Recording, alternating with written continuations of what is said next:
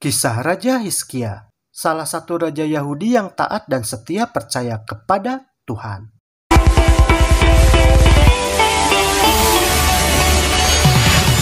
Dua Raja-Raja 18 ayat 5. Ia percaya kepada Tuhan Allah Israel. Dan di antara semua raja-raja Yehuda, baik yang sesudah dia maupun yang sebelumnya, tidak ada lagi yang sama seperti dia.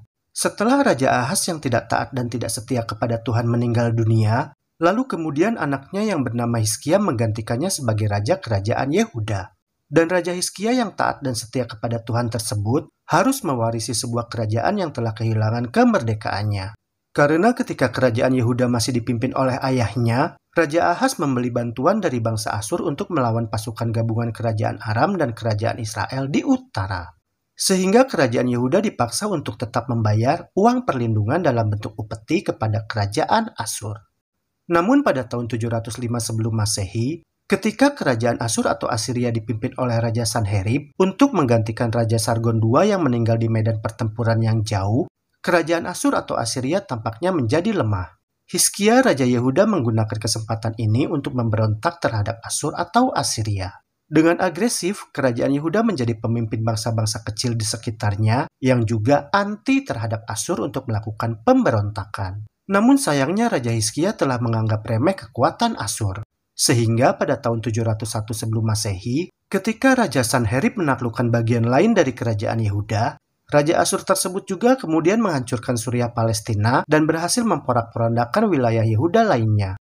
Dan ketika Sanherib bermaksud untuk menyerang Yerusalem sebagai ibu kota Yehuda, Raja Hizkia kemudian membuat persiapan untuk menghadapi konfrontasi hebat dengan Asyur atau Asiria. Raja Hizkia berusaha memperkuat benteng pertahanan dan memperlengkapi serta mengatur tentaranya.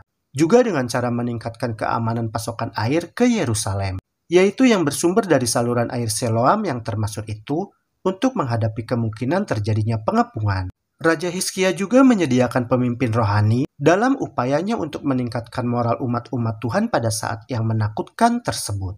Penguasa Asyur atau Asiria itu bukan hanya brutal, namun mereka juga memiliki taktik yang cerdas.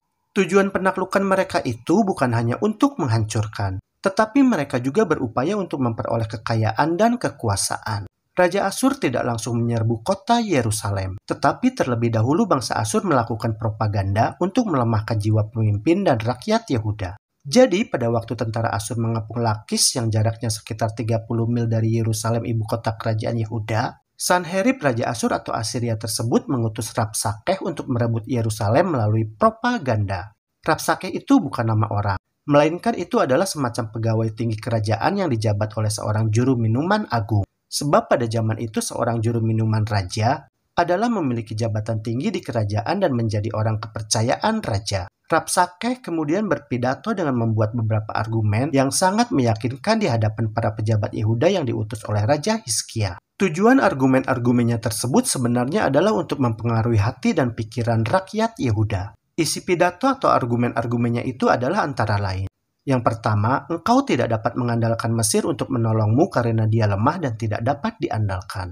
Yang kedua, engkau tidak dapat bergantung kepada Tuhan untuk menolong. Sebab Raja Hizkia telah menyakiti hati Tuhan, yaitu dengan memindahkan bukit-bukit pengorbanan dan mesbahnya di seluruh Yehuda, dan meminta seluruh rakyat untuk menyembah pada satu mesbah di Yerusalem.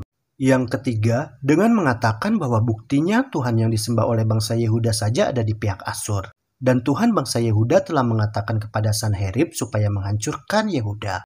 Juga mengatakan, bahkan sekarang engkau tidak memiliki orang yang terlatih untuk menunggangi 2000 ekor kuda. Yang keempat, supaya tidak dikepung yang nanti akan menyebabkan engkau tidak memiliki makanan dan minuman, lebih baik menyerahlah sekarang maka engkau akan diperlakukan dengan baik. Yang kelima, Raja Hizkia itu tidak dapat menyelamatkan kalian. Dan karena para dewa dari bangsa-bangsa yang telah ditaklukkan oleh Asyur tidak dapat menyelamatkan mereka, maka dapat dipastikan bahwa Allah yang kalian sembah juga tidak akan dapat menyelamatkan kalian. Sebagian pidato yang berisikan argumen-argumen persuasif atau pendekatan yang disampaikan itu memang ada benarnya. Namun ada dua argumentasi yang tidak diucapkan kepada para pejabat Yehuda. Alasannya adalah tentu saja supaya bangsa Yehuda tersebut tidak melakukan perlawanan. Sehingga Asyur dapat dengan mudah dan tidak perlu mengeluarkan modal banyak untuk menaklukkan Yehuda. Dua buah fakta argumen yang tidak disampaikan kepada pejabat Yehuda yang diutus itu adalah, yang pertama, bahwa Rabsakeh baru saja datang dari Lakis yang jaraknya tidak terlalu jauh dari Yerusalem. Dan tentu saja setidaknya dia telah mendengar kabar bahwa kota Yerusalem memiliki benteng yang kuat dan penduduknya berani melawan Asyur dan siap untuk menghadang. Yang kedua, bahwa Rabsakeh memiliki kontingen pasukan Asyur bersamanya. Dan pasukan tentara Asyur yang berada di Lakis yang tidak jauh dari Yerusalem tersebut tentu saja siap untuk menyerang. Dan lebih jauh lagi, Rabsakeh juga berusaha meyakinkan penduduk Yehuda agar percaya, yaitu dengan berbohong mengatakan bahwa Raja Hizkia telah menghancurkan berbagai tempat. Rabsakeh mengatakan bahwa seakan-akan reformasi yang dilakukan oleh Raja Hizkia itu telah menyakiti hati Tuhan. Dan Tuhan yang menjadi satu-satunya harapan tersebut, namun kini telah ditinggalkan oleh kebanyakan orang-orang Yehuda. Pidato argumen propaganda Rabsakeh yang sangat cerdik itu ternyata sanggup mempengaruhi Raja Hizkia dan para pejabat atau pegawai istananya. Mendengar kabar yang disampaikan kepadanya, Raja Hizkia menjadi sangat terguncang dan berkabung dalam kesusahan. Namun tindakan yang dilakukan oleh Raja Hizkia adalah berpaling kepada Allah. Dan dengan rendah hati, Raja Hizkia memohon doa keimamatan atau pengantaraan Yesaya, seorang nabi yang dahulu nasihatnya selalu diabaikan oleh ayahnya, yaitu Raja Ahaz. Allah memberikan semangat kepada Raja Hizkia melalui perkataan Nabi Yesaya, bahwa Allah ada di pihak umatnya, yaitu bangsa Yehuda. Karena Raja Hizkia tidak juga mau menyerah dengan sukarela, maka hal itu membuat Raja Asyur atau Asiria menjadi frustasi. Namun Sanherib Raja Asyur itu tidak putus asa. Sang raja kemudian mengirim utusan kepada Raja Hizkia, yaitu sebuah pesan yang berisi ancaman. Begini bunyinya, "Janganlah Allahmu yang kau percayai itu memperdayakan engkau dengan menjanjikan, Yerusalem tidak akan diserahkan ke tangan Raja Asyur. Sudahkah para Allah dari bangsa-bangsa yang telah dimusnahkan oleh nenek moyangku dapat melepaskan mereka?" Sanherib Raja Asiria itu dengan tajam menyerang pertahanan terkuat Raja Hizkia,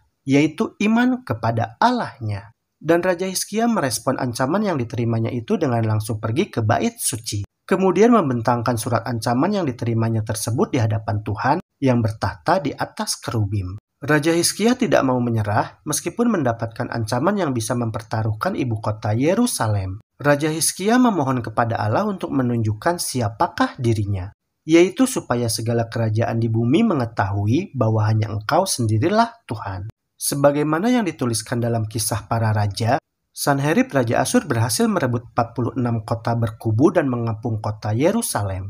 Juga membuat Hizkia orang Yahudi menjadi tawanan di Yerusalem dalam istananya bagaikan seekor burung di dalam sangkar.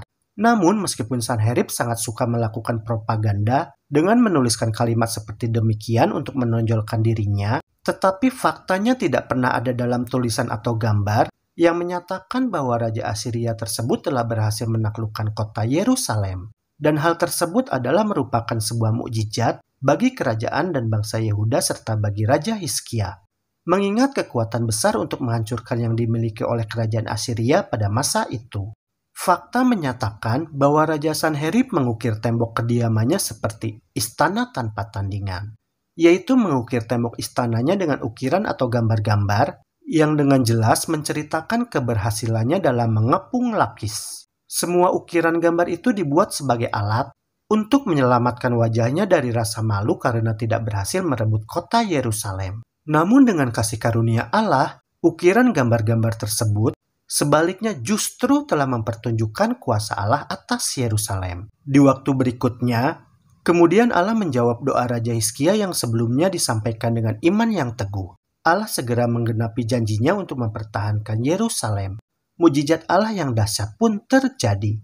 Malaikat Tuhan membunuh pasukan bangsa Asiria sebanyak 185.000 orang. Dan membuat Sanherib Raja Asyur tidak memiliki pilihan selain pulang ke rumah di mana dia menemui ajalnya, yaitu dengan cara dibunuh oleh kedua anaknya sendiri. Hal itu dapat membuktikan bahwa Allah orang Ibrani yang pernah diremehkan oleh ucapan petinggi Asyur tersebut telah mengalahkan kesombongan orang Asyur. Kehormatan Tuhan telah dipertahankan di mata bangsa-bangsa yang ada di sekeliling wilayah Yehuda. Yang perlu kita pahami, seandainya pada saat itu Sanherib Raja Asiria dapat menaklukkan Yerusalem, maka raja tersebut akan mengasingkan penduduk Yerusalem dan orang-orang Yehuda dengan sedemikian rupa, sehingga akan mengakibatkan rakyat Yehuda kehilangan identitasnya seperti yang terjadi kepada umat-umat Tuhan di kerajaan Israel yang terletak di utara. Penawanan orang-orang Israel di utara oleh kekuatan bangsa Asyur itu adalah terjadi ketika kerajaan Asyur atau Asiria dipimpin oleh Raja Salmaneser. Dan peristiwa itu bertepatan dengan tahun keempat pada masa Hizkia menjadi raja kerajaan Yehuda. Penyebab kerajaan Israel dan Samaria di utara diduduki oleh bangsa Asiria adalah karena mereka tidak mau mendengarkan suara Tuhan Allah mereka dan melanggar perjanjiannya. Dan bila kita renungkan lebih jauh lagi, seandainya pada waktu itu Yerusalem berhasil direbut oleh bangsa Asyur dan rakyat Yehuda ditawan, serta Raja Hizkia tidak datang kepada Allah sehingga kemudian Allah bertindak, maka di kemudian hari tidak akan ada lagi yang namanya bangsa Yahudi, di mana seperti yang pernah dinubuatkan bahwa melalui bangsa tersebut Yesus Sang Mesias akan dilahirkan. Sesungguhnya banyak pelajaran rohani yang dapat kita ambil dan aplikasikan dalam kehidupan kita dari kisah peristiwa Raja Hizkia ini. Salah satunya adalah bahwa bila kita menghadapi saat yang genting, maka carilah Tuhan dan berdoa kepadanya. Apapun yang dikatakan oleh orang lain tentang Tuhan kita, tetaplah kita percaya dan beriman kepadanya. Jangan ragu, bimbang, dan murtad. Karena Tuhan yang kita sembah adalah Allah yang benar dan hidup.